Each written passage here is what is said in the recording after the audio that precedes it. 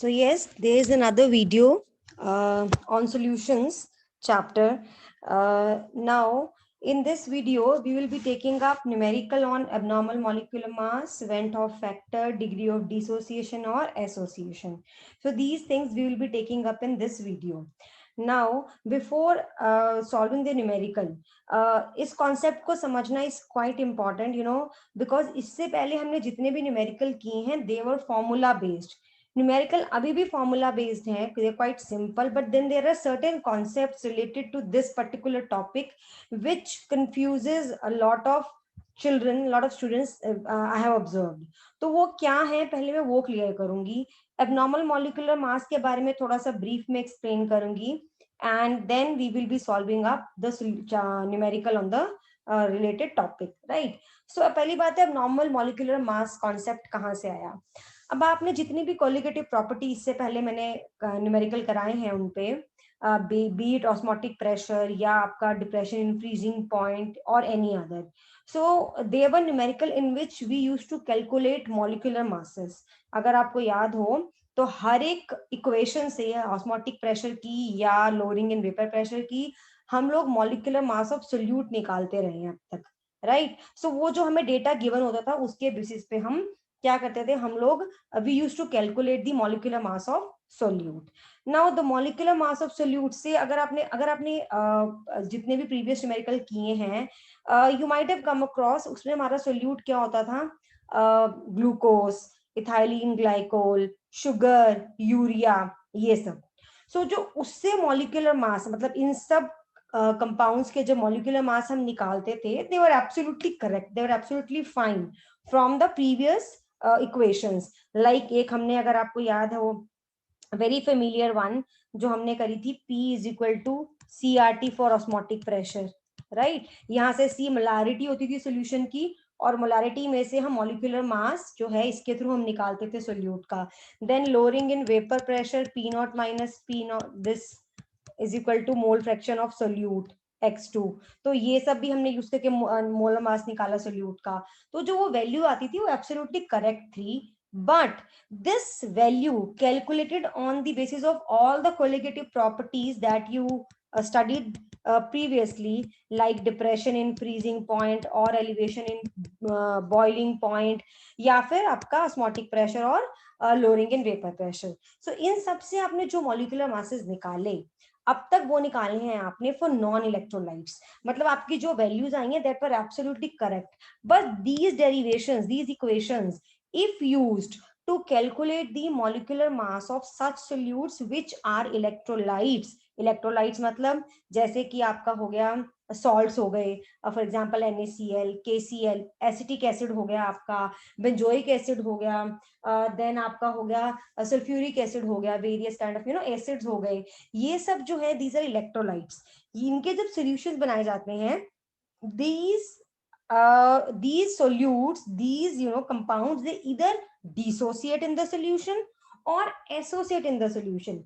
जैसे अगर हम HCl की बात करें, so it dissociates, इसके solution में dissociates into H ion and chloride ion, right? In the same way, sodium chloride dissociates in its solution to give sodium ion and chloride ion, right? In the same way, there are many other who dissociate. So these electrolytes, some of them dissociate in the solution form, while there are some that associate. जैसे आपका acetic acid है, इसके दो molecule जुड़ के एक molecule बना देते हैं, इसको हम डाइमर बोलते हैं. मतलब फॉर एग्जांपल आपका एसिटिक एसिड जैसे ये है, तो इसका जब सोल्यूशन बनाया जाता है तो इसके दो मॉलिक्यूल्स एसोसिएट होके दे फॉर्म अ डाइमर. ऐसे ऐसे कई और इलेक्ट्रोलाइट्स भी हैं विच एसोसिएट. सो ये जो इक्वेशंस हमने जो डिराइव की थी, इनके थ्रू जब हम मॉलिक्यूलर मासेस निकालेंगे, अगर इन सब के लिए, फॉर एग्जांपल एसिटिक एसिड के लिए, या आपका NaCl जो डिसोसिएट होता है, या और इलेक्ट्रोलाइट्स जो एसोसिएट या डिसोसिएट होते हैं, तो जो वो वैल्यू आएगी that will not be correct. जो वो वैल्यू आएगी, थ्योरेटिकल वैल्यू जिसको हम बोलते, सॉरी, जो हमें डेटा दिया होगा उसके बेसिस पे जो हम वैल्यू निकालेंगे, जिसको हम बोलेंगे एक्सपेरिमेंटल वैल्यू. जैसे हमें दिया होगा कि ये फ्रीजिंग पॉइंट है, या ये डिप्रेशन इन फ्रीजिंग पॉइंट है, ये मोलालिटी है, और आपका KF गिवन है, कुछ भी, तो वो डेटा के बेसिस पे अगर आप मोलर मास निकालेंगे सोल्यूट का, वो डिफरेंट आएगा than the actual molar mass of this particular compound, चाहे वो NaCl हो, चाहे वो एसिटिक एसिड हो, या चाहे वो और कोई इलेक्ट्रोलाइट हो. सो उस केस में जो मॉलिक्यूलर मास आता है that is not the actual molecular mass of the compound, right. And इसी को बोलते हैं हम एबनॉर्मल मॉलिक्यूलर मास. अब वो क्यों होता है? वो इसलिए होता है these compounds, these electrolytes, they dissociate or they associate in their solution form. अब उसके होने से क्या होता है, मॉलिक्यूलर मास पे क्या असर होता है? उसके होने से ये होता है कि यू ऑल नो कि जो हमारी कोलिगेटिव प्रॉपर्टीज होती हैं, ठीक है, कोलिगेटिव प्रॉपर्टी जो है, it depends upon number of moles of colligative property depends upon is proportional to number of moles of solute. अगर कोई सोल्यूट डिसोसिएट हो गया अपने सोल्यूशन में तो उसके number of ions, number of moles बढ़ जाएंगे. हेंस कोलिगेटिव प्रॉपर्टी भी क्या हो जाएगी? कोलिगेटिव प्रॉपर्टी भी बढ़ जाएगी. In that case colligative property आपकी जो होगी वो उसकी वैल्यू हायर आएगी. अब कोलिगेटिव प्रॉपर्टी अगर हायर आएगी, ठीक है, देन आपको ये भी पता है कि जो कोलिगेटिव प्रॉपर्टी होती है, कोई भी colligative property is inversely proportional to molar और मॉलिक्यूलर मास ऑफ सोल्यूट. तो अगर वो कोलिगेटिव प्रॉपर्टी बढ़ जाएगी नंबर ऑफ मोल्स बढ़ने से, if colligative property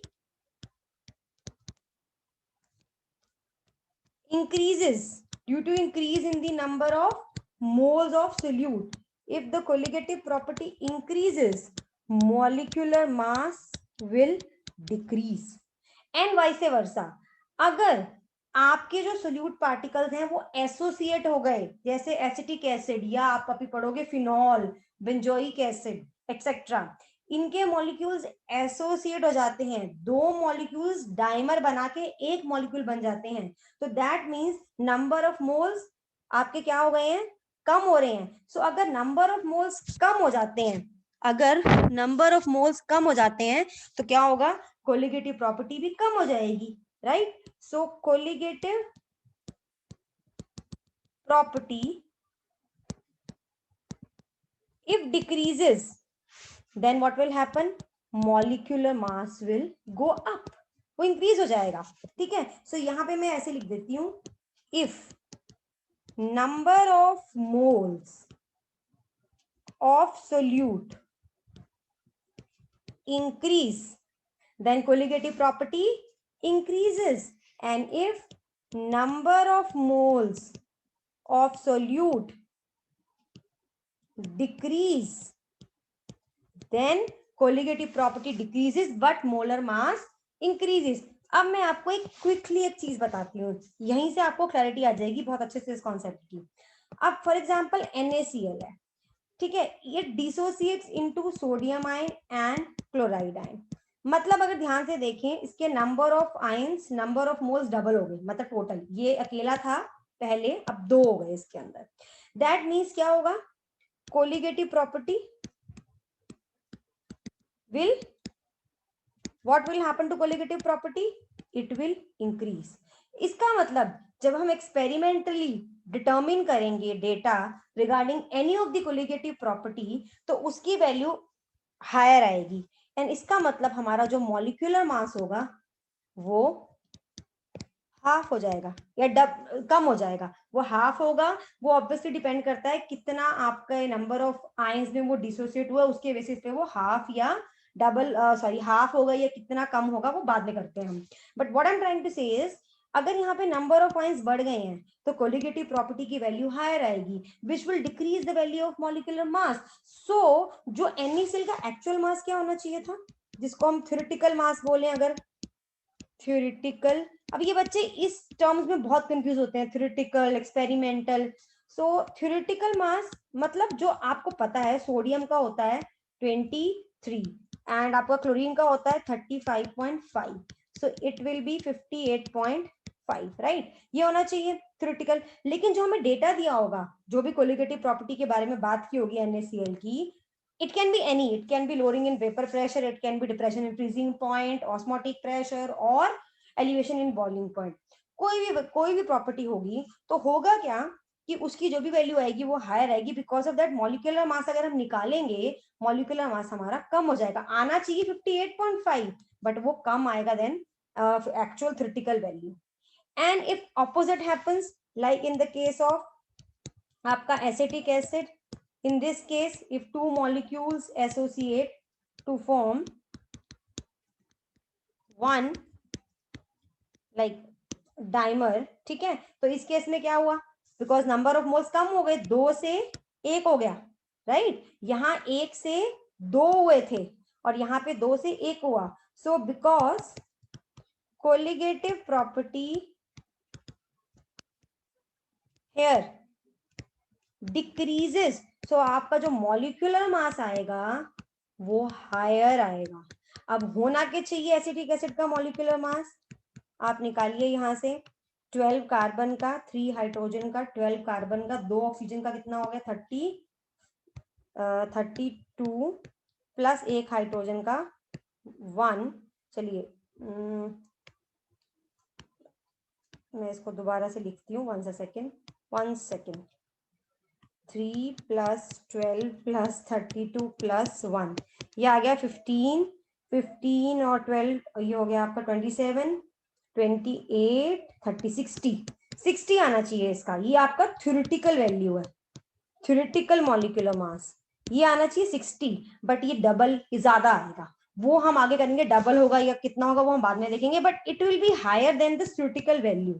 so this is all about abnormal molecular mass. मतलब एबनॉर्मल क्यों आता है, हायर या कम क्यों होता है, that happens because of association और डिसोसिएशन. सो अब एक और इंपॉर्टेंट टर्म है इसमें, that term is Van 't Hoff factor. Van 't Hoff factor, अब ये क्या चीज है जिसको हम आई से डिनोट करते हैं. अब Van 't Hoff factor क्या होता है, देखो क्या होता है कि हमने जितने भी रिलेशनशिप्स डिराइव किए हैं, ठीक है, जैसे कि for example lowering in vapour pressure like this, right, या हमने ड्राइव किया है अपना relationship elevation in boiling point का, सॉरी मैंने यहाँ पे आई लिख दिया, KBM, या हमने किया है डिप्रेशन इन फ्रीजिंग पॉइंट का KFM, और ऑस्मोटिक प्रेशर का pi is equal to CRT और P is equal to CRT. Because जो इलेक्ट्रोलाइट्स है उनमें एसोसिएशन या डिसोसिएशन होती है, सो दैट मीन्स हमें कुछ करेक्शन करनी पड़ेगी इन इक्वेशंस में, ताकि जो हमारी वैल्यूज आए मॉलिक्यूलर मासेस की वो हमारी एकदम सही आए. इस करेक्शन को बोलते हैं वैन 't Hoff फैक्टर, और इस करेक्शन को यूज करके हमारी इक्वेशन बन जाती है P0 minus this is equal to, हर जगह ये चीज वैन 't Hoff फैक्टर से मल्टीप्लाई हो जाती है, यानी कि जो right side of the equation है उसमें हम ये वैन 't Hoff फैक्टर डाल देते हैं. सो हमारी नई इक्वेशंस जो हैं वो बन जाएंगी पाई और P इज इक्वल टू ये सारा ICRT, ठीक है. सो substances undergoing association or dissociation in the solution. So for electrolytes undergoing association or dissociation, the colligative properties are modified like this with a term called a Van 't Hoff factor denoted by I. इसकी value से जो है हमारी जो है एकदम value जो आएगी वो बिल्कुल सही आएगी, हमारी कोलिगेटिव प्रॉपर्टी की जो एबनॉर्मैलिटी आ रही थी वो सब नहीं आएगी, ठीक है. अब ये वैल्यू है क्या, ये वैल्यू एक्चुअली होती है, अगर ध्यान से देखिए तो this I is equal to experimental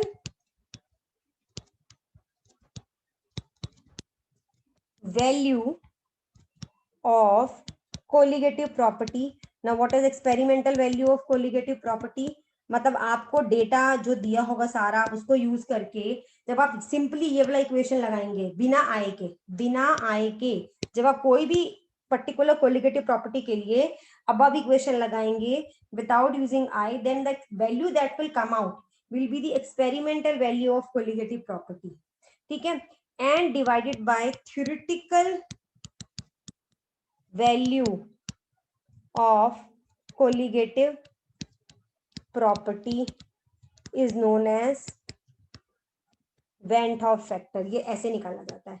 अब क्योंकि colligative property is inversely proportional to molar mass, so हम I को ये भी लिख सकते हैं x, ऊपर कर दें हम यहाँ पे theoretical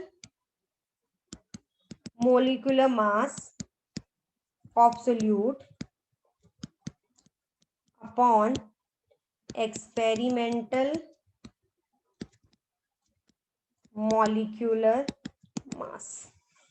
So in terms of molecular mass, I को हम ऐसे भी डिस्क्राइब करते हैं. अब बुक्स के अंदर थ्योरेटिकल मॉलिक्यूलर मास को नॉर्मल और कैलकुलेटेड मॉलिक्यूलर मास भी कहा जाता है, राइट. एंड एबनॉर्मल एक्सपेरिमेंटल को एबनॉर्मल और ऑब्जर्व्ड मॉलिक्यूलर मास भी कहा जाता है. In the same way experimental colligative property को नॉर्मल और ऑब्जर्व्ड कोलिगेटिव प्रॉपर्टी कहा जाता है, क्योंकि मैंने बताया ना एक्सपेरिमेंटली उसकी वैल्यू एबनॉर्मल आएगी जब हम ये आई यूज नहीं करेंगे, ठीक है. And theoretical value of colligative property को नॉर्मल और calculated value of colligative property भी बोला जाता है. So this is about I, like in terms of molar mass, molecular mass, or in terms of colligative property. Now अगर आपका experimental molecular mass greater I then theoretical value of molecular mass, जैसे मैंने बताया था आपको acetic acid के case में experimental ज्यादा आएगा देन थ्योरेटिकल. तो जो आपका सब्सटेंस होगा, सोल्यूट होगा, that means it has undergone association, जैसे the case of for example acetic acid as I showed you in the previous slide, right. So association, और इस केस में आपकी जो वेंट हॉफ फैक्टर की वैल्यू आएगी वो लेस देन 1 आएगी. अभी हम करेंगे, आपको और अच्छे से क्लैरिटी हो जाएगी इसकी. एंड इफ आपकी जो है थ्योरेटिकल वैल्यू ज्यादा आती है, और यहां मैं इसको ऐसे ही लिख दूं कि experimental molecular mass of your solute is less than theoretical molecular mass, then that means आपका solute has undergone dissociation and आपका Van't Hoff factor will be greater than 1. and ये एग्जाम्पल है हमारा NaCl का, और हम बहुत सारे एग्जाम्पल्स भी और करेंगे इन are coming numerical. So this was something very basic but very very important regarding the abnormal molecular masses. बिना इसको समझे आप इनके न्यूमेरिकल अच्छे से नहीं समझ पाएंगे. करना बहुत इजी है. Once you understand the concept behind this, the numerical part is very easy. But बच्चे मैक्सिमम टाइम इसी में कंफ्यूज हो जाते हैं. थ्योरेटिकल क्या है, अबनॉर्मल क्या है, नॉर्मल क्या है. अरे भाई, थ्योरेटिकल, नॉर्मल, कैलकुलेटेड एक ही चीज है. एक्सपेरिमेंटल, एबनॉर्मल, ऑब्जर्व्ड एक ही चीज है. ऑब्वियसली जब कोई कोलिगेटिव प्रॉपर्टी की वैल्यू एबनॉर्मल आ रही है तो वो कहां से आ रही है? हम कोई एक्सपेरिमेंट परफॉर्म कर रहे हैं उससे आ रही है. उसको हम क्या बोल रहे हैं? ऑब्जर्व भी बोल सकते हैं. जो हमने ऑब्जर्व किया थ्रू एक्सपेरिमेंट, वो हमारे, इसको ऐसे याद रख सकते हो कि जो हमने अपने एक्सपेरिमेंट के थ्रू ऑब्जर्व किया वो जो है value, that is quite abnormal, right. और जो हम थ्योरेटिकली बैठ के कैलकुलेट करते हैं वो है हमारी normal value of any colligative property. Same is for molecular mass. जो हमारा एक्सपेरिमेंट के थ्रू ऑब्जर्व होता है molecular mass of a compound, that is abnormal, that is not the actual value. Acetic acid का मॉलिक्यूलर मास 60 है, जबकि वो आता है bye given data 120. So that is abnormal value of molecular mass. That is experimental value. That is observed value of molecular mass of acetic acid. While 60 is the theoretical, जो हम कहाँ से निकालते हैं? कार्बन, हाइड्रोजन, ऑक्सीजन के molecular atomic masses add करके हम acetic acid का मॉलिक्यूलर मास निकालते हैं. That is the theoretical value. That is the calculated value. That is the normal value of acetic molecular mass of acetic acid, right. So ये हम कब आएगा, जब हम वेंट ऑफ फैक्टर यूज नहीं करते, जब हम अपनी नॉर्मल इक्वेशन लगाते हैं। वेंट ऑफ फैक्टर को हम इन दो वैल्यूज के थ्रू निकाल भी सकते हैं किसी पर्टिकुलर प्रॉब्लम या न्यूमेरिकल के लिए। तो अब आई थिंक इसके बाद एक टर्म और आएगी, डिग्री ऑफ एसोसिएशन और डिग्री ऑफ डिसोसिएशन, जिसको हम अल्फा से डिनोट करते हैं, which is quite similar to the one that you did during your equilibrium chapter। तो मैं वो तभी एक्सप्लेन करूंगी जब उसके साथ का न्यूमेरिकल आएगा। तो अभी हम क्या करते हैं, स्ट्रेट अवे अपने न्यूमेरिकल पार्ट पे जाते हैं, फर्स्ट न्यूमेरिकल पे जाते हैं, ताकि आपको अच्छे से समझ आ जाए ये concept. Now the first numerical is 0.1 mole of sugar was dissolved in 1 kg of water. Okay. The freezing point of the solution was found to be 272.814 Kelvin. What conclusion would you draw about molecular state of sugar? Kf for water is given. So basically हमें बोला कि भाई एक कुछ experiment कुछ किया जिसमें 0.1 मोल sugar is what? Sugar is C12H22O11, right. इसको किसमें 1 kg ऑफ वाटर में डिसॉल्व किया एंड उसके बाद कैलकुलेट किया फ्रीजिंग पॉइंट ऑफ, जो सोल्यूशन बना उसका फ्रीजिंग पॉइंट कैलकुलेट किया, जिसको हम TS से डिनोट कर सकते हैं। That came out to be 272.814 kelvin.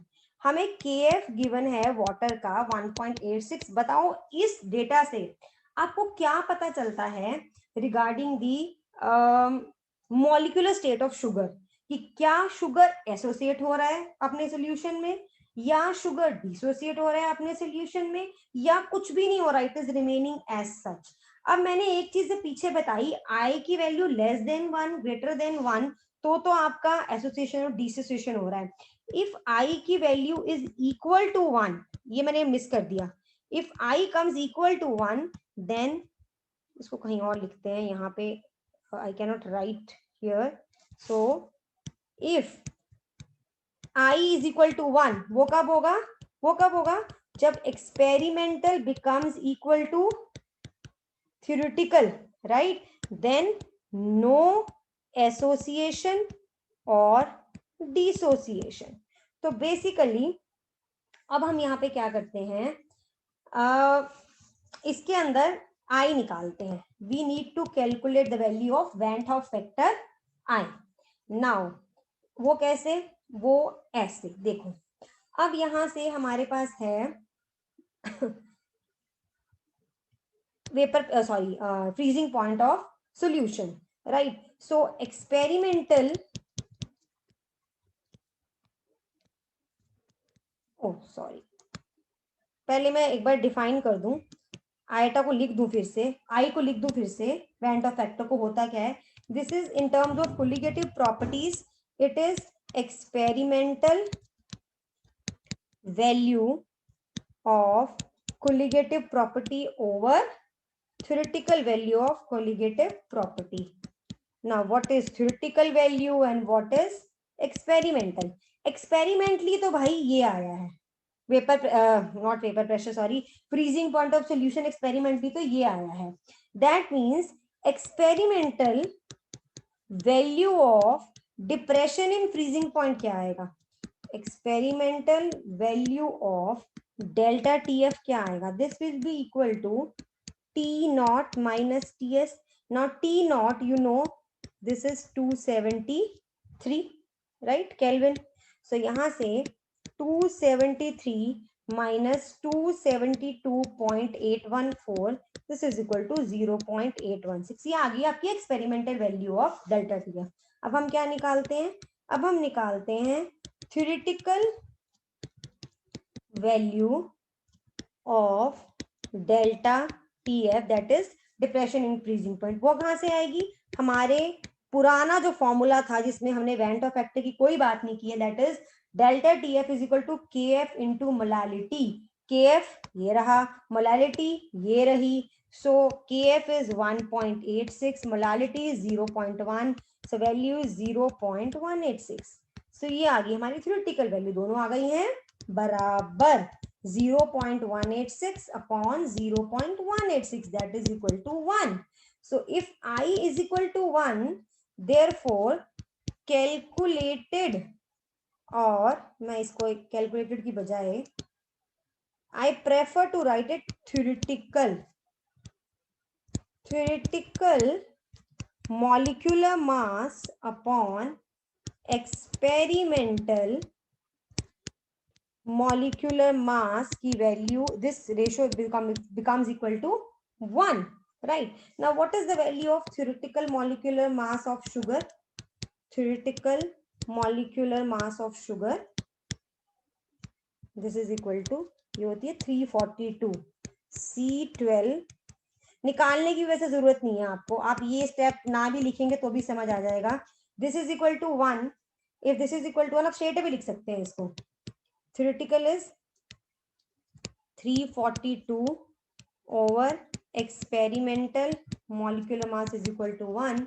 That means experimental molecular mass is equal to 342. और straight away आप ये भी कह सकते हैं यहाँ से that theoretical molecular mass is equal to experimental molecular mass. This shows, so what do we understand about the molecular state of sugar? This shows that sugar neither undergoes dissociation. वैसे तो यहीं से क्लियर हो गया, I is equal to 1, इतना सब करने की जरूरत ही नहीं है, लेकिन फिर भी आप यहां तक कर सकते हैं. थ्योरेटिकल मॉलिक्यूलर मास, ये सब 342 वगैरह निकालने की जरूरत ही नहीं है. This show that sugar neither undergoes association और dissociation, nor dissociation in its solution. So this was a very simple basic numerical of related to Van't Hoff factor और abnormal molecular mass. अभी हम और न्यूमेरिकल करेंगे इनके, तो आपको और अच्छे से समझ आ जाएगा ये कॉन्सेप्ट. चलिए सेकंड करते हैं. The freezing point depression of 0.1 molar NaCl solution is 0.372 degree Celsius. Okay, so ये जो है ना, ये आपका एक्सपेरिमेंटल वैल्यू है जो ये दिया हुआ है. सो experimental value of delta TF for 0.1 molar Na solution is 0.372, right? What conclusion would you draw about its molecular state if Kf for water is 1.86 Kelvin, right? So अब हम क्या करेंगे, सेम थ्योरेटिकल वैल्यू निकालते हैं इसकी. Experimental हमें पता है. Theoretical value of delta TF is equal to KF into M, क्योंकि अल्टीमेटली हमें वेंट हॉफ फैक्टर के थ्रू ही ये पता लगाना है कि इसकी मॉलिक्यूलर स्टेट क्या है. सो थ्योरेटिकल वैल्यू में 1.86 इंटू मोलालिटी 0.1, सो ये आ गया आपका 0.186. Now I in terms of colligative property is experimental value of delta TF upon theoretical value of delta TF, which is equal to experimental क्या है 0.372, ये क्या है 0.186, this is equal to 2. Therefore यहां से अगर आप वही सेम चीज जैसे पहले करिए, I आया 2, यानी कि एक तो ग्रेटर देन 1 आ गया. जब ग्रेटर देन 1 होता है तो डिसोसिएशन होता है, ये मैंने आपको फर्स्ट स्लाइड में बताया था. बट अभी हमें मॉलिक्यूलर मास के टर्म्स में बात करनी है, तो हम इसको लिखते हैं मॉलिक्यूलर मास के टर्म्स में. I is equal to theoretical or calculated value of molecular mass of NaCl upon experimental value of molecular mass of NaCl. हमारे पास I तो है 2 के बराबर. theoretical value of molecular mass of NaCl क्या होगी? theoretical molar mass या molecular mass of NaCl क्या होगा? ये होगा 23 सोडियम का एंड आपका 35.5 क्लोरीन का, so that is 58.5. So I is equal to 58.5 upon upon experimental value of molecular mass. So 2 is equal to 58.5 upon experimental value of molecular mass. So यहाँ से आपका this implies experimental molecular mass कितना आ गया 58.5 by 2 that is equal to 29.25. अब half हो गया मतलब कम हो रहा है. दैट मीन्स मॉलिक्यूलर मास जब कम होता है तो फर्स्ट या सेकंड स्लाइड में मैंने बताया था अगर आपका एक्सपेरिमेंटल मॉलिक्यूलर मास कम आता है देन थ्योरेटिकल मॉलिक्यूलर मास तो क्या हो रहा है दैट मीन्स डिसोसिएशन. और कितना एग्जैक्टली हाफ हो रहा है ये इसका एग्जैक्टली हाफ हो रहा है ये. That means this shows that NaCl is completely मतलब डबली मतलब दोनों आयंस में ये पूरा सेपरेट हो गया है. डबली डिसोशिएटेड है मतलब NaCl अपने आयंस में sodium ion and chloride ion में डिसोशिएट हो गया है. नंबर मोल्स बढ़ गए हैं कोलिगेटिव प्रॉपर्टी बढ़ गई होगी उसकी वजह से हमारा मोलिकुलर मास कम आ रहा है. ठीक है. So this is about this numerical. चलिए नेक्स्ट वन करते हैं solve. Calculate the amount of KCl which must be added to 1 kg of water so that the freezing point is depressed by 3 Kelvin. Kf for water is given. अब आपको यहाँ पे depression in freezing point 3 Kelvin given है. ठीक है. आपको बताना है अमाउंट ऑफ KCl एडेड मतलब जैसे हम वो मोलालिटी वाले में करते थे ना कि हम नंबर ऑफ मोल्स निकालने के लिए suppose let W gram of KCl be added to 1 kg of water, right? So यहाँ से number of moles of KCl निकाल लिए. यह आ जाएगा W upon its molar mass which is I guess 74.5 होता है. हाँ पोटाशियम और क्लोरीन का ऐड करके molar mass of KCl is 74.5. ठीक है. तो यहां से मोलालिटी क्या हो जाएगी number of moles of solute पर केजी ऑफ सॉल्वेंट जो कि ऑलरेडी 1 kg है. तो यही हो जाएगी आपकी मोलालिटी. ठीक है. अब हमने ये पता लगा लिया हमें इसमें से W निकालना है.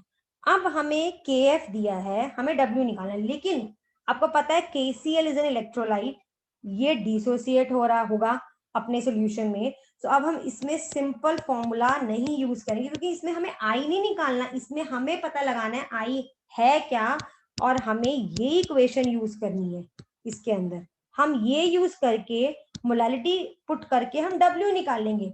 KF हमें पता है डेल्टा TF हमें पता है आई हम निकालेंगे. वो कैसे निकालेंगे we know KCl dissociates into potassium ion and chloride ions.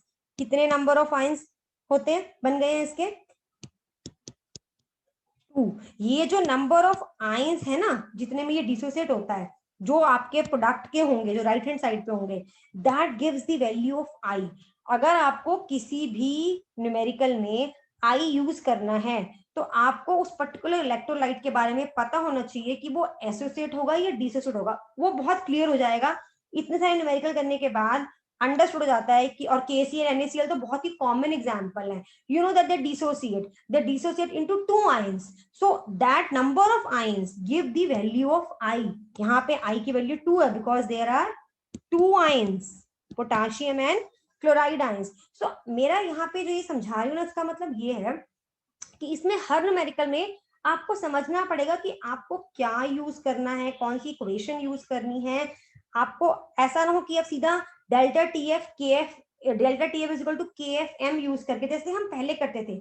अगर यही न्यूमेरिकल नॉन इलेक्ट्रोलाइट को लेके होता ग्लूकोज यूरिया को लेके होता तो हम क्या करते delta TF is equal to KFM लगाते क्योंकि उसके अंदर ना कोई डिसोसिएशन है ना कोई एसोसिएशन है. यूरिया हो, शुगर हो, ग्लूकोज हो, राइट। तो वो हमने पिछले अपने न्यूमेरिकल में किया है। यहाँ पे बात हो रही है केसीएल की। तो केसीएल में अगर हमें वेट निकालना है, सोल्यूट का अमाउंट ऑफ सोल्यूट निकालना है हमें, मोलर मास, तो हम पता ही है हमें एक्चुअल तो 74.5 होता है और वही पुट करना है आपने इसके अंदर, जो इसका आप थ्योरेटिकली कैलकुलेट करते हो। अब इस तरह के न्यूमेरिकल में ये नहीं सोचना कि इसमें थ्योरेटिकल वैल्यू लगेगी मॉलिक्यूलर मास की, या हमें क्या पता एक्सपेरिमेंटल क्या होती है वो लगेगी, हम वो निकालें। इसमें आपको एग्जैक्टली वैसे ही करना है जैसे आप अपने इससे पहले वाले न्यूमेरिकल करते आ रहे हैं, डिप्रेशन इन फ्रीजिंग पॉइंट के या किसी और कोलिगेटिव प्रॉपर्टी के, except for you have to keep in mind that it is now KCl, it is an electrolyte and it dissociates. So here you have to find out the value of I yourself and use this equation and then calculate the value of W. So यहाँ से delta I की value 2 आ गई because KCl dissociate into 2 ions, so colligative property double हो जाएगी। यही आप तक समझते आ रहे हैं ना कि नंबर ऑफ मोल्स बढ़ गए, कोलिगेटिव प्रॉपर्टी बढ़ गई, मॉलिक्यूलर मास कम हो गया, लेकिन जितने नंबर ऑफ आयंस बढ़े हैं, 2 बढ़े हैं, तो कोलिगेटिव प्रॉपर्टी भी डबल ही होगी। तो I इसका मतलब डबल होगा, 2 होगा I, ठीक है। तो बिकॉज नंबर ऑफ आयंस 2 है, सो बस अब तो कुछ भी नहीं है। अब तो यहाँ पे आपको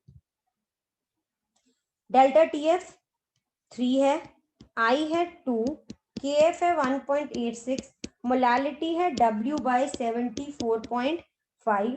इसको पूरे को सॉल्व कर लीजिए और यहां से आप W निकाल लीजिए एंड ये आ जाएगा आपका 2 इंटू दिस 74. ओके, ये आ जाएगा आपका 60.047 ग्राम। ये मैंने ऑलरेडी कैलकुलेट किया हुआ है, यहाँ से W की वैल्यू ये आ जाएगी।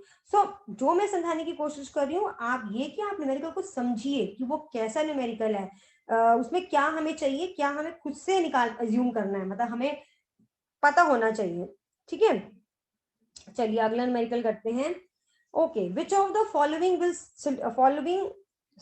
following solution will have the highest and which will have the lowest freezing point and why? 0.1 molar NaCl solution, 0.1 molar glucose and 0.1 molar BaCl2 solution. अब देखो फ्रीजिंग पॉइंट की बात है। फ्रीजिंग पॉइंट के लिए हमें सबसे पहले डिप्रेशन इन फ्रीजिंग पॉइंट देखना पड़ेगा। डिप्रेशन इन फ्रीजिंग पॉइंट क्या होता है? Freezing point of pure solvent minus freezing point of solution. हमें ये बोल रहे हैं बताओ किसका हाईएस्ट फ्रीजिंग पॉइंट होगा, मतलब किसकी टीएस की वैल्यू सबसे ज्यादा होगी for these three cases, NaCl 0.1 molar, glucose 0.1 molar, BaCl2। तो यानी कि अगर मैं यहां से टीएस निकालना चाहूं तो मेरा टीएस क्या बन जाएगा? This implies TS is equal to T0 minus delta TF। तो बेसिकली ये कहना चाह रहे हैं कि ये बताओ कि टीएस की वैल्यू किसके लिए हाईएस्ट होगी अमंग दीज एंड किसके लिए लोएस्ट होगी। अब वो डिपेंड करेगा आपके डेल्टा TF पे। देखो T0 तो सेम है, ये सारे solution obviously they are in water, तो वाटर की तो जो आपकी होती है 273 होगी। चलो अगर ये वाटर में भी नहीं है, किसी भी और सॉल्वेंट में है, तो सॉल्वेंट तो कॉमन ही है, सॉल्वेंट कॉमन है तो उसका फ्रीजिंग पॉइंट भी कॉमन होगा, that is 273 kelvin. That means 270, ये वैल्यू तो फिक्स्ड है, T0 is fixed, but delta TF तीनों के लिए वेरी कर सकता है। वो क्यों वेरी कर सकता है? Delta TF is a colligative property, right? It is a colligative property and we know that colligative property depends upon the number of moles of solute. Delta TF is directly proportional to number of moles of solute, right? इसका मतलब ये हुआ कि अगर number of moles of solute ज्यादा हैं तो delta TF की वैल्यू ज्यादा होगी, ठीक है। एंड अगर number of moles of solute कम है तो डेल्टा TF की वैल्यू कम होगी। सो जो भी डेल्टा TF की यहाँ वैल्यू होगी, आई डोंट नो कम या ज्यादा, उसके बेसिस पे हमारा TS आएगा, यानी कि फ्रीजिंग पॉइंट ऑफ सोल्यूशन आएगा, राइट। अब वो किसकी ज्यादा होगी किसकी कम होगी वो हमें देखना, मतलब हमें डेल्टा TF तीनों के लिए पता होना चाहिए, not exact value but approximately कि इन तीनों में से किसका डेल्टा TF ज्यादा होगा किसका डेल्टा TF कम होगा। ठीक है, तो चलिए सबसे पहले बात करते हैं हम 0.1 मोलर NaCl solution की. Now we know that NaCl dissociates into sodium ion and chloride ion. 2 ions हो जाते हैं, बन जाते हैं. So that means इसके number of moles कितने हो जाएंगे? Number of moles will be equal to 0.2 for NaCl. Now we talk about 0.1 molar glucose. Glucose में ना कोई एसोसिएशन होती है ना कोई डिसोसिएशन होती है, तो number of moles will be equal to 0.1. If I talk about barium chloride, 0.1 molar barium chloride solution, then we know that barium chloride dissociates into 1 barium ion and 2 chloride ions, मतलब 3 ions होते हैं. तो number of moles कितने हो गए? 0.3. तो अगर मैं decreasing order of number of moles लगाऊं, डिक्रीजिंग ऑर्डर मतलब from highest to lowest order of number of moles, तो BaCl2 के सबसे ज्यादा हैं, फिर NaCl के हैं, फिर आपके ग्लूकोज के हैं C6H12O6 इसके हैं. ठीक है, अब अगर नंबर ऑफ मोल्स कम हो रहे हैं तो कोलिगेटिव प्रॉपर्टी भी कम होगी. That means colligative property of BaCl2 will be highest and colligative property of glucose will be lowest. और इसमें कौन सी colligative property की बात हो रही है? डेल्टा TF की. So delta TF will be, the pressure in freezing point will be highest for barium chloride and delta TF will be lowest for glucose.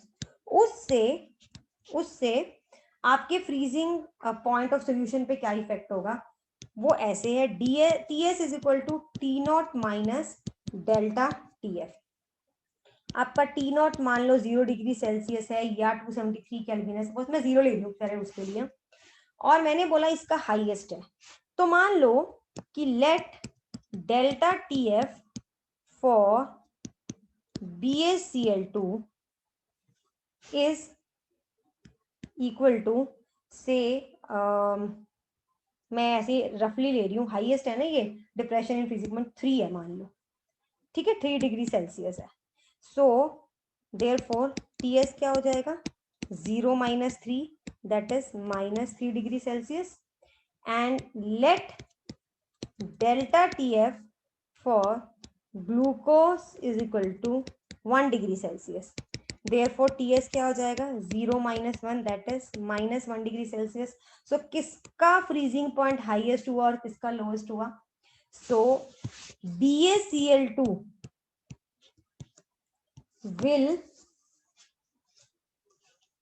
have lowest, क्योंकि NaCl तो मैंने छोड़ दिया, वो तो मिडल वाली बात है ना, वो तो इन बिटवीन होगा तो छोड़ दिया, हम हाईएस्ट और लोएस्ट ले रहे हैं. BaCl2 will have lowest freezing point BaCl2 solution, right? While glucose solution will have highest freezing point. वो क्लियर हो गया यहाँ से? -1 इज ग्रेटर देन -3. अगर NaCl का लेना, ये इन बिटवीन है, उसको 2 डिग्री सेल्सियस मान लो और -2 आ जाएगा उसका, but BaCl2 will have high lowest freezing point, while मतलब जितना डिप्रेशन इन फ्रीजिंग पॉइंट ज्यादा उतना सोल्यूशन का freezing point come. So BaCl2 having highest value of delta TF will have the lowest value of freezing point, while glucose having the lowest value of delta TF will have the highest value of freezing point. ऐसे numerical बहुत आते हैं and they are very easy.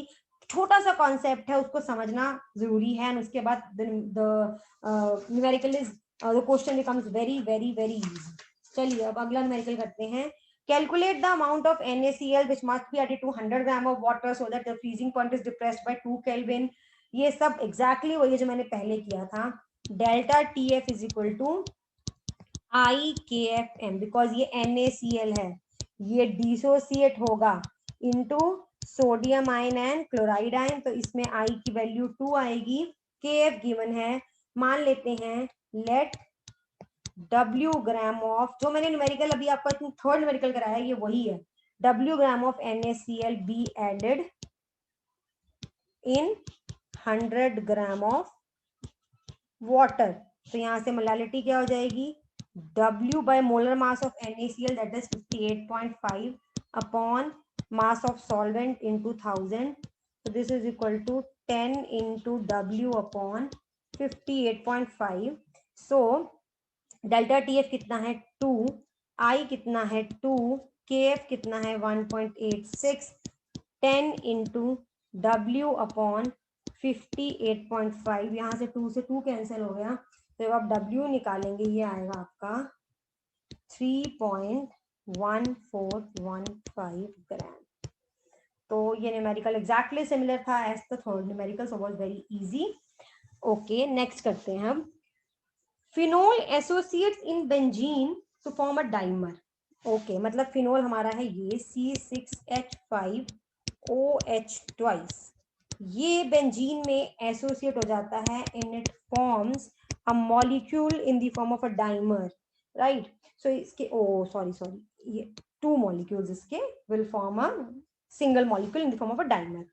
The freezing point of a solution containing 5 gram of phenol in 250 gram of benzene is lowered by 0.70 degree, यानी कि delta TF आपका है 0.70.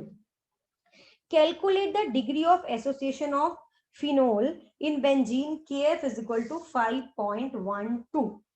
अच्छा, okay, अब हमें यहाँ पे वैसे तो दिख रहा है कि आई की वैल्यू, बिकॉज ये डायमर बना है तो डबल का सिंगल बना है, लेकिन इसमें क्या होगी हमें ज्यूम नहीं करनी है। एक्चुअली हमें क्या करना है, हमें degree of association of phenol निकालनी है ना। Degree of association of phenol होती है अल्फा की फॉर्म में, हम डिनोट करते हैं डिग्री ऑफ एसोसिएशन। और वो कैसे आती है, वो मैं आपको बाद में एक्सप्लेन करती हूँ। पहले हमें क्या करना है, हमें समझना पड़ेगा डिग्री ऑफ एसोसिएशन को इन टर्म्स ऑफ हम आई की फॉर्म में कैसे लिखते हैं।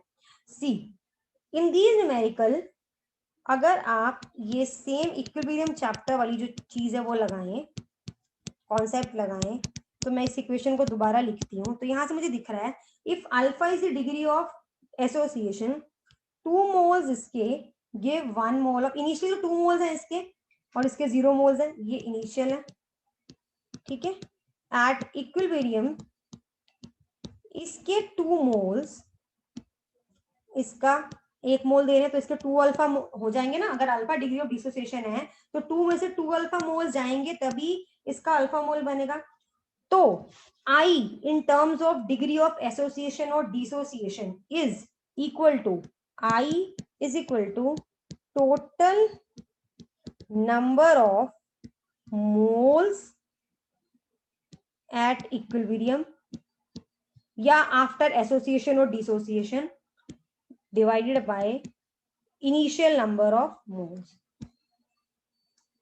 ये आपको याद रखना है, divided by initial number of moles होता है ये। तो हम आई को अल्फा के टर्म्स में निकाल रहे हैं, सो यहां से हमारा आई आ जाएगा is equal to total number of moles कितने हो गया equilibrium, 2 minus 2 alpha plus alpha divided by 2, that is 2 minus alpha upon 2, ठीक है। तो कुछ लोग इसको ऐसे भी करते हैं कि 2 माइनस अल्फा और अल्फा बाय 2 कर देंगे, मतलब इसका क्योंकि डबल से 1 बन रहा है तो इसके 1 से इसका हाफ बनेगा, तो यानी कि अगर इसको मैं 2 माइनस अल्फा करूं तो उसका अल्फा बाय 2 बनेगा डाइमर की फॉर्म में। बट मुझे ये ठीक लग रहा है तो मैं यही यूज ऐसे, I find it this one also okay, like 2 minus 2 alpha gives alpha, मतलब इक्विलिब्रियम पे अगर इसके अल्फा मोल्स बने तो उसके 2 अल्फा मोल्स गए होंगे। अगर इसका अल्फा बाय 2 बनेगा तो इसके अल्फा, बिकॉज ऑब्वियसली डबल से और डबल इससे सिंगल बन रहा है इसका, तो वही कॉन्सेप्ट लगाना है, सेम इक्विलिब्रियम वाला, इसमें कुछ ज्यादा समझने वाली चीज नहीं है, बट हाँ इतना पता होना चाहिए कि जो आई है van't Hoff factor in terms of degree of association हो या डिसोसिएशन हो, this is total number of moles at equilibrium over initial number of moles. तो यहाँ पे आ गया I is equal to 2 minus alpha by 2। So that means आपको अगर अल्फा निकालना है तो आपको I कैलकुलेट करना है, calculate the value of I from the given data, from the given data, जो above data दिया उससे, और करेंगे क्या, इक्वेशन लगाएंगे, delta T F is equal to I into K F into M, I is equal to delta T F upon K F into M. यहाँ पे हमें के एफ तो गिवन है, डेल्टा टी एफ भी given है, हमें M चाहिए, that is molality. Molality is number of moles of solute. Now number of moles of solute, हमारा सोल्यूट क्या है, फिनोल। फिनोल के कितने नंबर ऑफ मोल्स है, 5 bye molecular mass of phenol क्या होता है, मॉलिक्यूलर, पहले मैं लिख देती हूँ, molecular mass of phenol, actual mass, theoretical mass of phenol is 94. Therefore molality will become 5 gram upon molar mass upon weight of solvent at 250 into 1000, ये आ जाएगा आपका 20 बाई कट के 4 से 94। तो यहाँ पे वैल्यू सब्स्टिट्यूट करो, डेल्टा टी एफ गिवन है 0.70, के एफ गिवन है 5.12, ये भी इसको भी कैलकुलेट कर लेते हैं, ये आएगा 0.212, 0.212, यहाँ से आई की वैल्यू आ गई 0.642, आई निकाल लिया ना। अल्फा के टर्म्स में आई क्या था, 2 minus alpha by 2, but 2 minus alpha by 2 is equal to I. This implies 2 minus alpha by 2 is equal to 0.642. So 2 minus alpha is equal to 2 into 0.642. यहाँ से अल्फा आएगा आपका 0.716 आ जाएगा upon calculation, right. So degree of आपका association आ गया 0.716। तो आपको इस तरह के न्यूमेरिकल भी आएंगे, एसोसिएशन पे भी आएंगे, किस डिसोसिएशन पे भी आएंगे, किसी और कोलिगेटिव प्रॉपर्टी पे भी आ सकते हैं। तो चलिए इसके साथ का आई थिंक एक और न्यूमेरिकल है वो करते हैं, that is the next one. Decinormal solution of NaCl, मतलब 0.1 normal NaCl solution. Okay, developed an osmotic pressure of P is equal to 4.6 atm at 300 Kelvin. Calculate its degree of dissociation. Again, degree of dissociation निकालने के लिए हमें क्या निकालना पड़ेगा, आई। तो पहले हम क्या करते हैं, degree of dissociation in terms of I निकाल लेते हैं, sodium ion plus chloride ion. If alpha is the degree of dissociation, then हमें पता है इनिशियल नंबर ऑफ मोल्स कितने हैं, जब रिएक्शन स्टार्ट नहीं, जब ये डिसोसिएट नहीं हुआ 1, तो दैट टाइम ये दोनों क्या होंगे, 0। अगर alpha is the degree of dissociation, then at equilibrium और after dissociation 1 minus alpha will give alpha moles, और इसके अल्फा मोल्स, इसे कितने बच जाएंगे, 1 माइनस अल्फा। सो आई क्या हो जाएगा, total number of moles after dissociation, that is this upon initial number of moles, ये आ गया हमारा 1 प्लस अल्फा। तो आई आ गया हमारा 1 प्लस अल्फा। अब हम क्या करेंगे, वी विल कैलकुलेट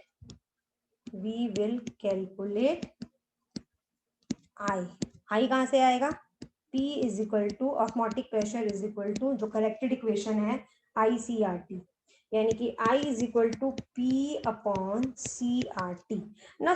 P तो हमें गिवन है, टेम्परेचर हमें गिवन है 300 केल्विन, हमें C पता लगाना है, मतलब P is equal to 4.6 atm, temperature is 300 kelvin, R is 0.0821, C is what, C is molarity. अगर आपको पता हो, ये जो इस तरह के सॉल्ट्स होते हैं NaCl वगैरह, जिनकी एक पॉजिटिव वैलेंसी होती है, जिनके कैटायंस की पे, मतलब there is 1 positive charge, sodium ion 1 positive charge, इनके लिए molarity is equal to normality होती है, नॉट फॉर ऑल, जिसमें आपके देखो मैं आपको दिस इज आपको एक्सप्लेन करती हूँ. 0.1 normal NaCl is equal to 0.1 molar NaCl. इसको अगर डिटेल में एक्सप्लेन करना है तो हमें वापस बिल्कुल बेसिक कॉन्सेप्ट पढ़ना पड़ेगा नॉर्मलिटी का. This is 0.1 gram equivalent of NaCl. 0.1 normal NaCl का मतलब, ठीक है, 0.1 gram equivalent. Now what is gram equivalent? This is equal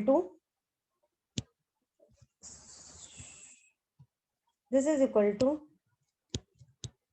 amount of NaCl upon equivalent mass of NaCl, right? Now what is equivalent mass of NaCl? Equivalent mass of NaCl is the molecular mass of NaCl upon total positive charge. मतलब जो cation पे charge है, cation sodium ion है, इस पे charge है 1, तो 58.5 upon 1 this is equal to 58.5. तो यहां से अगर मैं 58.5 को यहाँ सब्स्टिट्यूट करूं, so 0.1 is equal to amount of NaCl upon 58.5. This implies amount of NaCl is equal to 5.85 gram आ गया. अब हमने अमाउंट ऑफ NaCl निकाल लिया और ये कितने में है? ये है हमारा in how much? In because NaCl normality क्या होती है? इन 1 litre of solution, in 1000 ml of solution, यानी कि 5.85 ग्राम of NaCl in 1 liter of solution. So therefore molarity क्या हो जाएगी? 5.85 अपॉन इसका molar mass, it will be equal to 0.1. तो यही मैं बता रही थी कि 0.1 NaCl is equal to 0.1 molar NaCl. तो बेसिकली C हमारा आ गया 1. अब यहां से I आ गया हमारा 4.6 upon upon 0.1 into 0.0821 into 300 and it will be equal to 1.87. और हमारे पास क्या था? But 1 plus alpha is equal to I. So this implies alpha is equal to I minus 1. 1.87 minus 1 this is equal to 0.87. तो यहाँ से alpha आ गया हमारा, यानी कि डिग्री ऑफ डिसोसिएशन आ गया 0.87. ओके, सो ये सिर्फ ये हमारा बिल्कुल प्रीवियस बेसिक कॉन्सेप्ट है. अदरवाइज आपको अब तक पता होना चाहिए कि 0.1 normal NaCl is equal to 0.1 molar NaCl. But otherwise numerical बहुत सिंपल है. चलिए अगला करते हैं. Calculate the van't Hoff factor of cadmium sulphate if the dissociation of 5.5 if the dissociation of 5.21 gram cadmium sulfate in half liter of water gives a depression in freezing point of 0.168 degree Celsius. Oh, it's a very simple numerical. Basically यही करना है आपको इसके अंदर. Delta TF is equal to IKFM. I निकालना है which is delta TF upon KF into M. Right? Delta TF कितना है? Delta TF given is 0.168. KF is 1.86. Molality कितने ग्राम कैडमियम सल्फेट है? 5.21 ग्राम. इसका मॉलिक्यूलर मास कितना है? 208.4. Half litre. Volume of solution कितनी है? Half litre. That is equal to 500 ml. So 500 into 1000 that is 2. तो ये जब आप कैलकुलेट करेंगे ये आ जाएगा 0.05. तो बस I is equal to delta TF that is 0.168 upon 1.86 into 0.05 and I की वैल्यू यहां से I की वैल्यू आएगी कैलकुलेट करके यहां से 1.806. तो ये तो बहुत बहुत इजी था, राइट? चलिए अगला न्यूमेरिकल करते हैं. Assuming complete dissociation, calculate the expected freezing point of a solution prepared by dissolving 6 gram of Glauber salt. Glauber salt क्या होता है? Sodium sulphate decahydrate in 0.100 kg of water. Atomic masses सबके दिए जहां से हम मॉलिक्यूलर मास निकाल लेंगे सोडियम सल्फेट डेकाहाइड्रेट का. एक्सपेक्टेड फ्रीजिंग पॉइंट निकालना है ना. What is expected freezing point? मतलब जो हमें डेटा दिया ना इससे, यानी कि बेसिकली ये है delta T F is equal to T not minus T S. हमें टी एस निकालना है. ठीक है, टी नॉट हमें पता है 0 डिग्री सेल्सियस है. डेल्टा टी एफ हम निकाल लेते हैं और उससे हम टी नॉट निकाल लेंगे. और हमें दिया क्या क्या हुआ है? हमें दिया हुआ है 6 gram of Glauber salt in 0.100 kg of water. तो हमें इक्वेशन तो यही लगानी पड़ेगी, delta T F is equal to I into K F into M. अब हमें इसके लिए आई पता होना चाहिए. हमारे पास ऐसा कोई और डेटा नहीं है जिससे हम आई निकाल सके, तो हम स्ट्रेट अवे सिर्फ ये यूज करेंगे Na2SO4 10H2. It dissociates to give 2 sodium ion plus 1 sulphate ion. बाकी तो आपका वाटर है वो तो चला जाएगा पानी में, पानी पानी में मिल जाएगा जाके. तो यहाँ से आई की वैल्यू हो गई 3. सो आपकी उसके बाद हमें क्या चाहिए? Molality. Now M is equal to, बार बार वही चीज है, 6 gram of Glauber salt on upon molar mass. क्या निकलेगा? मोलर मास ऑफ सॉल्ट या मॉलिक्यूलर मास ऑफ सॉल्ट जब आप कैलकुलेट करेंगे ये आएगा 322. So upon 322 volume of solution कितनी है? Volume of solution is 0.100 kg which is equal to 100 gram. So upon 100 into 1000. So 1000. तो ये कट गया आपका, ये आ गया आपका 60 अपॉन 322. अब हम सिंपली सारी वैल्यूज इक्वेशन में सब्स्टिट्यूट करेंगे. Delta T F I is equal to what? 3. K F की वैल्यू क्या गिवन है? 1.86. मोलालिटी मैंने क्या निकाली थी? ये निकाली थी मैंने 60 अपॉन 322. यहाँ से डेल्टा टी एफ आ जाएगा 1.05. सो आपका delta T F is equal to T not minus T S. This is equal to 1.04. 0 minus T S is equal to 1.04. तो यहाँ से T S is equal to minus 1.04 degree Celsius. That is the जो हमें data से expected आएगा हमारा freezing point of solution. Okay, चलिए next numerical. The freezing point of a solution containing 0.3 gram of acetic acid in 30 gram of benzene is lowered by 0.45 degree Celsius. Calculate the Van Hoff factor. Again very simple. Same वही करेंगे. Delta TF is equal to I into KF into M. यहाँ से Van Hoff factor निकालना है तो delta TF upon KF into M. Delta TF given है, KF given है. Molality निकाल लीजिए 0.3 ग्राम 30 ग्राम इन बेंजीन की, वो निकाल लीजिए. फॉर्मूला में सब्स्टिट्यूट कीजिए, आई आ जाएगा. Very basic numerical. सो मैं ये सॉल्व नहीं कर रही हूँ. आई थिंक इसका नेक्स्ट न्यूमेरिकल भी सिमिलर है. So this also you will have to solve. A solution containing 3.1 gram of barium chloride in 250 gram of water boils at this 100.3 degree 38 degree Celsius. यानी कि T not given है 100.38 degree Celsius. Went Hoff factor निकालना है, molality निकालनी है, जबकि के भी हमें गिवन है. मोलर मास ऑफ BaCl2 हमें गिवन है. सो बेसिकली इसमें आपको पता है वाटर का, सॉरी ये सोल्यूशन का है और वाटर का होता है 100 degree Celsius. So delta T B क्या हो गया?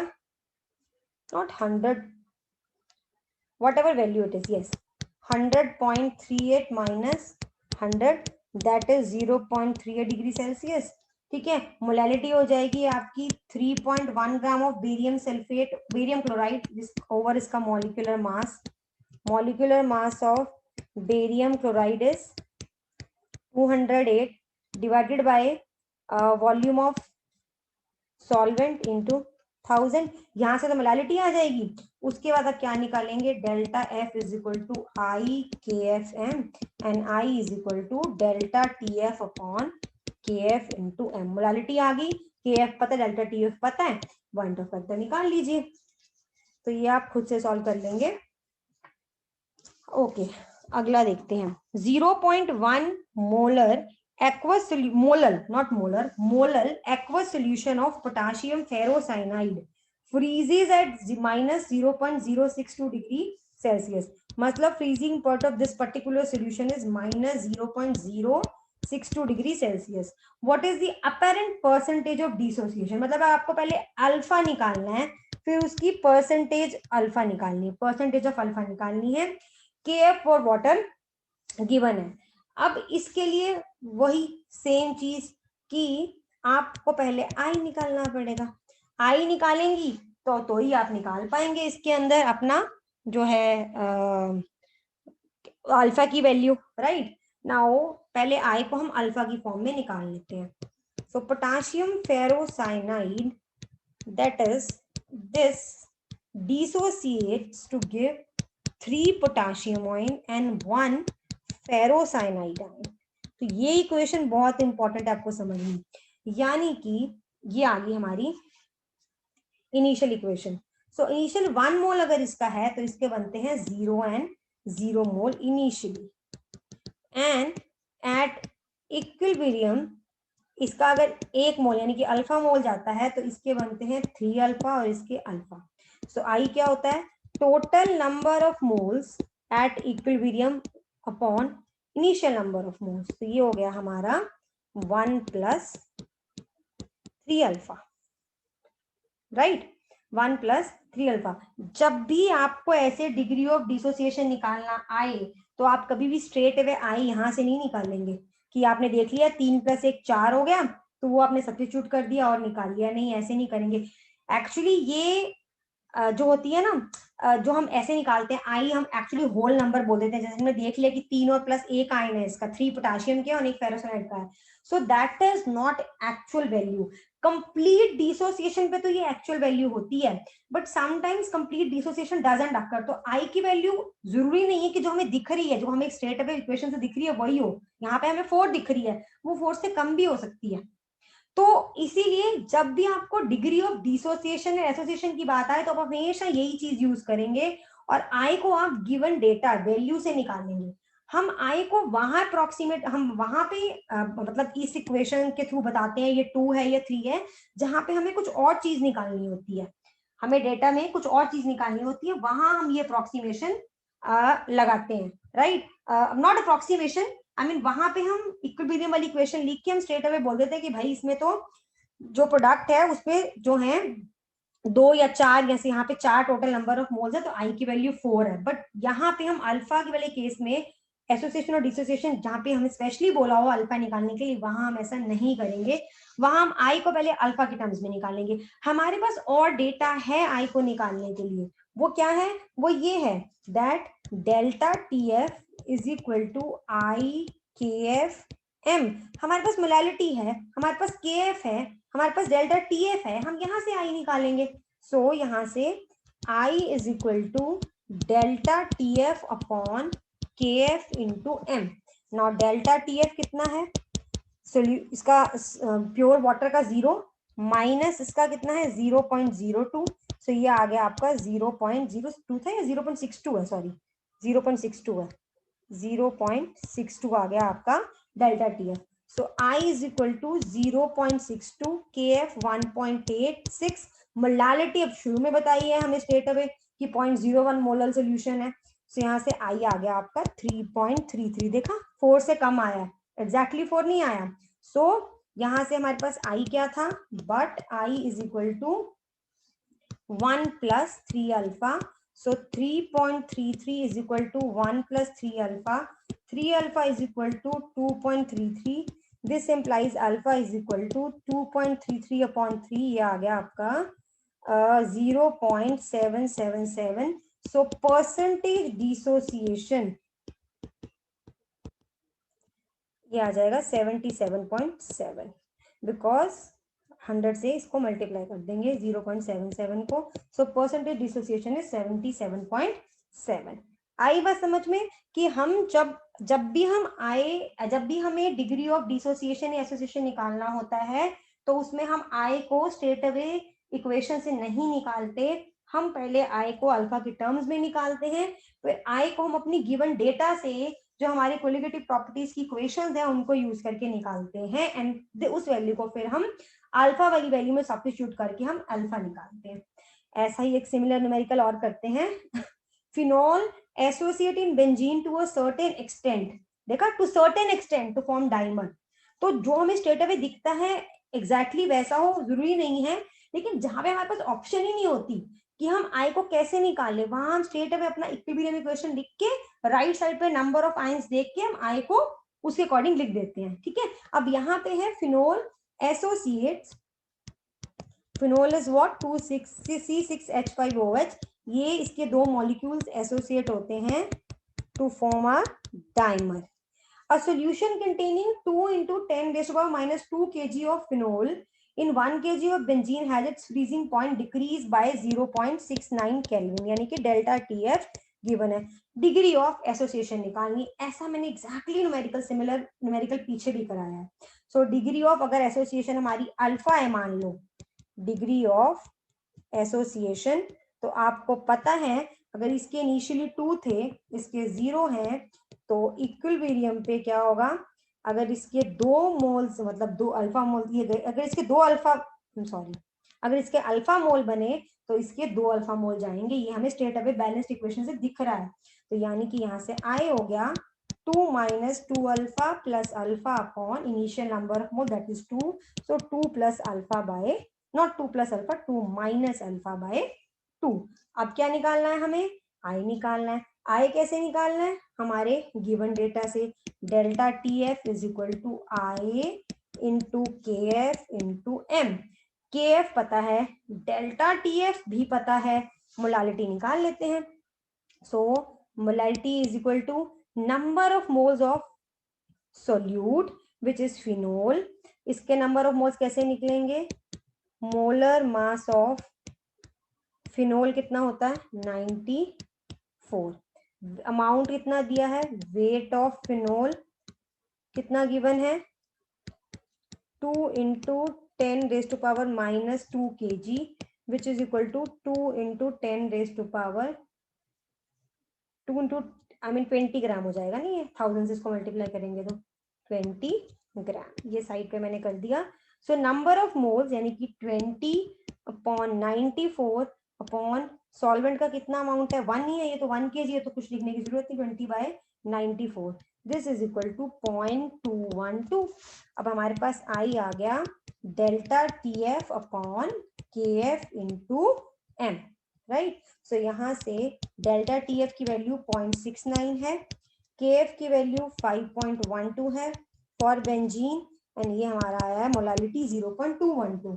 तो यहाँ से आई की वैल्यू आ जाएगी 0.633, और हमारे पास बट अल्फा के टर्म्स में आई क्या था, I is equal to 2 minus alpha upon 2, so that means 0.633 is equal to 2 minus alpha upon 2, 2 minus alpha is equal to 1.266 and alpha is equal to 0.34, therefore percentage association 73.4% या 73.4। ठीक है, तो ये हमारा एक और न्यूमेरिकल था ऑन डिग्री ऑफ एसोसिएशन। अब देखते हैं क्या न्यूमेरिकल बचे हैं हमारे और किस टाइप के न्यूमेरिकल हमें और करने हैं। तो नेक्स्ट है हमारा, ओके ये तो हमने ऐसा न्यूमेरिकल पीछे किया है। Out of the following 3 solution which is the highest freezing point, जिसका डिप्रेशन इन फ्रीजिंग पॉइंट सबसे कम होगा, मैंने एग्जैक्टली सिमिलर न्यूमेरिकल एक्सप्लेन किया था, आई थिंक 4th न्यूमेरिकल था, जिसका डेल्टा टी एफ हाईएस्ट होगा, highest will have lowest freezing point ऐसे करते हैं, हमें पूछा विच has the highest freezing point, तो उल्टा कर लेते हैं इसको, जो हमें पूछा है हम वही कर लेते हैं। डेल्टा टी एफ सोल्यूशन, ये मैंने सारा एक्सप्लेन कर दिया पीछे आपको, तो मैं पूरा डिटेल्स में तो नहीं जाऊंगी। Solution with highest value of delta T F will have solution with lowest value of delta TF will have highest freezing point। मैंने ये आपको पीछे एक्सप्लेन किया था, क्यों अच्छे से मैंने आपको एक्सप्लेन किया था ऐसा क्यों होता है। तो हम देखेंगे कि डेल्टा टीएफ हाईएस्ट किसका है। ठीक है, डेल्टा टीएफ किसके लिए हाईएस्ट है। तो चलिए अब शुरू करते हैं 0.1 मोलर यूरिया से। 0.1 मोलर यूरिया, नो एसोसिएशन और dissociation, therefore number of moles 0.1। Now barium phosphate 0.1 molar, just a second, barium phosphate. Now barium phosphate undergoes dissociation, and how barium phosphate होता है ये, so it dissociates to give 3 barium ions and 2 phosphate ions। तो कितने total ions हो गए 5, therefore number of moles is equal to 0.5। Now let's talk about the third one, that is 0.1 molar sodium sulfate solution।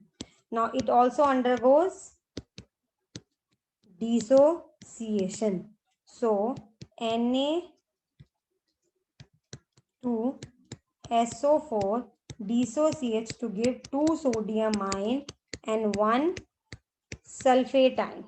तो इसके number of mole हो गए कितने 3.3 हो गया total number of moles. Number of moles is equal to 0.3।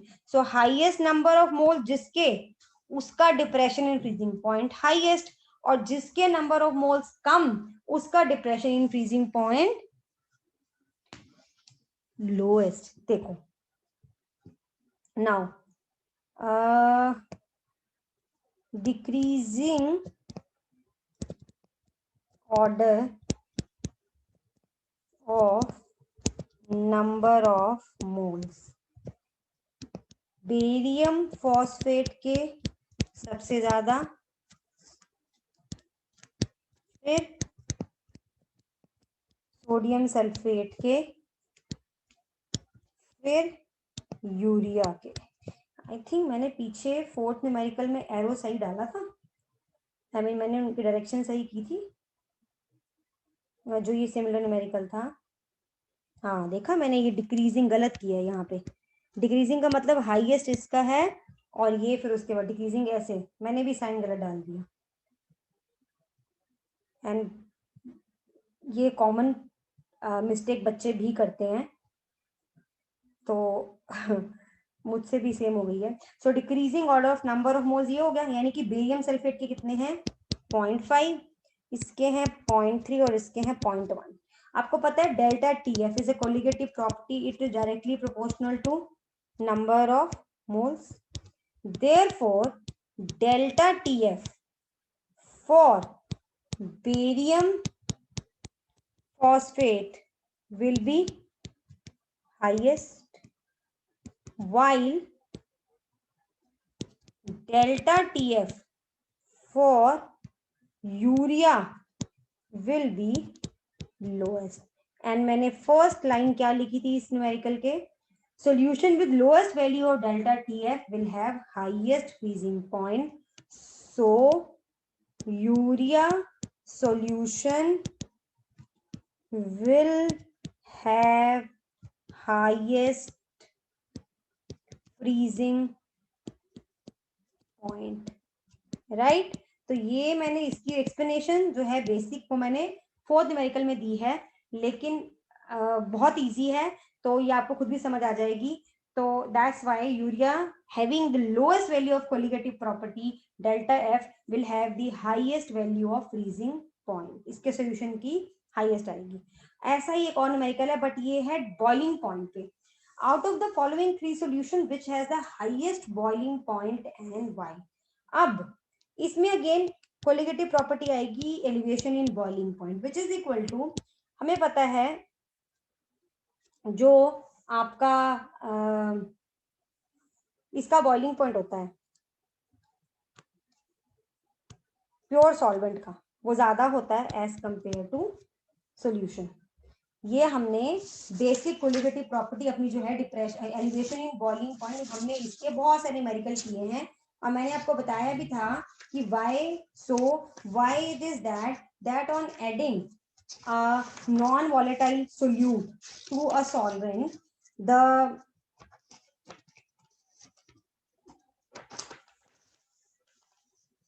Sorry मैं उल्टा क्या बोल रही हूँ, मैं I am talking about elevation in boiling point, not depression in freezing point. Sorry मतलब कि क्या हो जाता है, बॉइलिंग पॉइंट की बात करी, वेपर प्रेशर की बात नहीं हो रही. I am so sorry. So when we add a non volatile solute to a solvent, to volatile solvent, उसका जो बॉइलिंग पॉइंट होता है वो बढ़ जाता है, उसका बॉइलिंग पॉइंट बढ़ जाता है. आई am so sorry, I was thinking about vapour pressure. उसका वेपर प्रेशर कम हो जाता है तो उसका बॉइलिंग पॉइंट बढ़ जाता है. मतलब सोल्यूशन का जो बॉइलिंग पॉइंट होता है that is more than the pure solvent, and इस difference को हम बोलते हैं elevation in boiling point. I'm so sorry, I was thinking about vapor pressure. Vapor pressure जो होता है वो solution का कम हो जाता है in case of a non volatile solute, लेकिन boiling point बढ़ जाता है उसका. ठीक है. So delta TB is what difference in the boiling point of solution and the pure solvent. तो अब यानी कि TS is what, that of boiling point of solution, right? And T naught is boiling point of solvent. अब solvent का boiling point तो fixed है, T naught is fixed, जैसे पीछे भी fixed था freezing point वाले के केस में, ये भी fixed था. So यानी कि अगर मैं बात करूं solution के boiling point की, that will be equal to elevation in boiling point plus T naught. यानी कि higher the value of delta TB, higher the value of delta TB, higher will be the boiling point of, higher will be the TS value, right? That is the boiling point of solution. पिछले case में उल्टा था, delta TF की value ज्यादा तो freezing point की value कम solution के. इस केस में यहां से इक्वेशन क्लियर दिखा रही है कि अगर डेल्टा टीवी की वैल्यू ज्यादा आएगी, टी नॉट फिक्स्ड है फॉर अ पर्टिकुलर सॉल्वेंट, तो टीएस की वैल्यू हायर आएगी. मतलब more the value of delta TB, more will be the value of boiling point of the solution. इसका मतलब इन तीनों सॉल्यूशन में जिसके लिए भी एलिवेशन एंड बॉइलिंग पॉइंट की वैल्यू मैक्सिमम होगी, उसका बॉइलिंग पॉइंट मैक्सिमम होगा. So what I am trying to say, therefore among all the above solutions,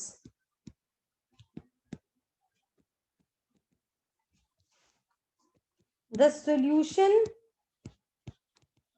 with maximum value or highest, not maximum, I would say highest value of delta TB will have highest value of boiling point, right? अब हमें वही निकालना है कि इन तीनों में से किसके डेल्टा टीबी की वैल्यू हाईएस्ट है. ना delta TB being a colligative property again depends upon number of moles, तो तीनों के नंबर ऑफ मोल्स निकाल लेते हैं 1 मोल ईच के लिए. सो फर्स्ट केस में for 1 mole glucose we know it doesn't undergo association और डिसोसिएशन. सो 1 मोल ग्लूकोज के नंबर ऑफ मोल्स कितने हैं, 1 मोल ही रहेंगे इवन आफ्टर सॉल्यूशन में जाने के बाद, है ना. सेकेंड हमारा क्या है, 1 मोल KCl, 1 molar KCl. So it undergoes dissociation. और कैसे डिसोसिएट होता है? 2 आयंस में. सो 2 आयंस बनते हैं. सो आफ्टर सोल्यूशन में जाने के बाद इसके कितने बन जाएंगे? 2 मोल्स. 1 मोल से इसके बन जाएंगे 2 मोल्स, राइट. एंड थर्ड हमारा क्या है? थर्ड क्या था? Aluminium nitrate. 1 molar aluminium nitrate. Now aluminium nitrate, again it dissociates. इसकी भी क्या होती है? Dissociation. So it dissociates to give 1 aluminium ion and 3 nitrate ions. तो टोटल कितने आयंस बन गए? 4. So 1 मोल से कितने बन गए? 4 moles. So that means because delta TB is directly proportional to number of moles, therefore delta TB will be highest for aluminium nitrate and hence इसका boiling point maximum and hence boiling point of 1 molar aluminium nitrate solution will be highest. तो I think आपको अच्छे से समझ आ गया होगा कि मैंने इसमें क्या किया है. वेरी वेरी इजी वन, ठीक है. लेकिन फ्रीजिंग पॉइंट का एग्जैक्टली ऑपोजिट है, क्योंकि फ्रीजिंग पॉइंट क्या होता है? कम हो जाता है upon adding solute, while boiling point elevate हो जाता है अपॉन एडिंग अ सोल्यूट. इसलिए ये चीज आई है. सो उसमें अगर डेल्टा टीएफ ज्यादा आएगा, फ्रीजिंग पॉइंट कम आएगा. इसमें अगर डेल्टा टीबी ज्यादा आएगा, बॉइलिंग पॉइंट भी ज्यादा आएगा, ठीक है. सो चलिए नेक्स्ट न्यूमेरिकल करते हैं. An aqueous solution containing 1.248 gram of barium chloride, इसका मोलर मास गिवन है, in 100 gram of water, boils at this particular temperature. Calculate the degree of dissociation of barium chloride. अभी ये न्यूमेरिकल मैं detail में solve नहीं करने वाली, but मैं आपको बता देती हूँ. तो आपको क्या करना है? बेरियम क्लोराइड का पहले डिग्री ऑफ डिसोसिएशन अल्फा मान के उसको आई की टर्म्स में लिखना है, ठीक है. सो अगर alpha is a degree of dissociation तो 1 इनिशियल 0 एंड एट इक्विलिब्रियम अगर इसके अल्फा गए तो इसके अल्फा बनेंगे और इसके 2 अल्फा बनेंगे. सो यहाँ से आई हो जाएगा 1 minus alpha plus 2 alpha upon initial number of moles. ये हो गया आपका 1 प्लस 2 अल्फा. अब आप क्या कीजिए? आई निकाल लीजिए. आई कैसे निकालेंगे? Delta T B is equal to I into K B into M. I is equal to delta T B upon K B into M. Delta T B कैसे आएगा? डेल्टा टी बी सोल्यूशन का minus solvent का. Solution का है 0.832 और इसका होता है वाटर का होता है 100, क्योंकि एक्वा सोल्यूशन है 100. तो ये आ गया 0.832. के बी गिवन है. मोलालिटी निकाल लीजिए. Molality number of moles of solute. कितने मोल्स हैं? 1.248 अपॉन इसका मोलर मास ये upon weight of solvent that is 100 into 1000. बस मोलालिटी आ गई. यहां से निकालिए आई delta T B upon K B into M. इसको कैलकुलेट करेंगे ना तो ये आएगा 0.059, जिसको मैं 0.06 ले लेती हूँ. तो ये मेरे पास है 0.0832 अपॉन के बी की वैल्यू है 0.52. ये आया 0.06. तो आई की वैल्यू आ गई 2.67. अब तो कुछ भी नहीं है. आई क्या निकाला था हमने? आई निकाला था 1 plus 2 alpha. So 2.67 is equal to 1 plus 2 alpha. तो यहाँ से अल्फा आएगा आपका 0.835. कैलकुलेट करके ये आ जाएगा आपका 0.835. तो ये आई थिंक बहुत ही सिमिलर न्यूमेरिकल था जो हमने पहले किया है. Next is also simple. Van't Hoff factor निकालना है सेम वैसे ही. P is equal to I C R T. I is equal to P upon C R T. C given है, मोलारिटी गिवन है, ऑस्मोटिक प्रेशर गिवन है, R given है, T given है, I निकालना है, ठीक है. तो ये तो बहुत ही सिंपल है. On a certain hill station, pure water is found to boil at 95 degrees Celsius How many grams of NaCl must be added to 2 kg of water so that it boils at 100 degree Celsius? मतलब pure water hill station पे आपको पता है boiling point क्या हो जाता है, क्या हो जाता है, कम हो जाता है हिल स्टेशन पे. वाई कम क्यों जाता है? क्योंकि हिल स्टेशन पे एटमॉस्फेरिक प्रेशर कम हो जाता है. सो vapour pressure becomes equal to atmospheric pressure at a very lower temperature, at a lower temperature, and hence boiling point decreases. So it water boils at 95 degree Celsius. हमें क्या है, कितने grams NaCl add करें 2 kg water में, so that वो water कितने पे boil करे, जो वो सोल्यूशन बनेगा NaCl वाटर का, वो बॉईल करे अब 100 डिग्री सेल्सियस पे. सो ये तो बहुत सिंपल है. यहाँ से डेल्टा TB आ गया 5. ठीक है, KB गिवन है. मान लेते हैं कि let W gram of NaCl be added. तो यहां से मोलालिटी क्या हो जाएगी, मोलालिटी हो जाएगी, यस मोलालिटी क्या हो जाएगी, मोलालिटी हो जाएगी W upon molar mass upon कितना है वाटर 2 kg. तो दैट इज 2000 इंटू 1000. तो ये होगा W बाय 117. अब हम क्या लगाएंगे, delta TB is equal to I into KB into M. NaCl के लिए I क्या होती है, 2 होता है.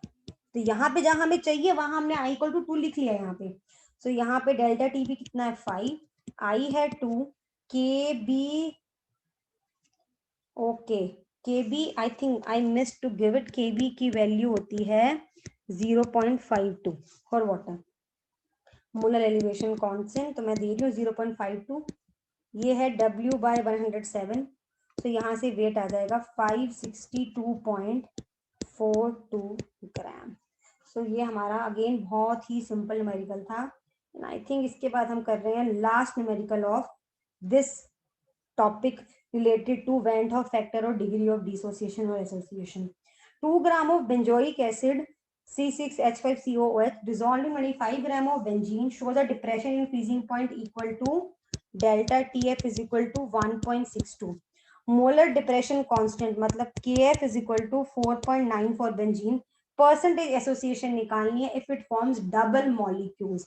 मतलब आपका जो ये बेंजोइक एसिड है, अब ये भी न्यूमेरिकल में करा चुकी हूँ आपको पहले, ऐसा भी ये डबली डिसोसिएट होके बना रहा है COOH. ये तो ऐसे कितने न्यूमेरिकल तो पहले करा चुकी हूँ.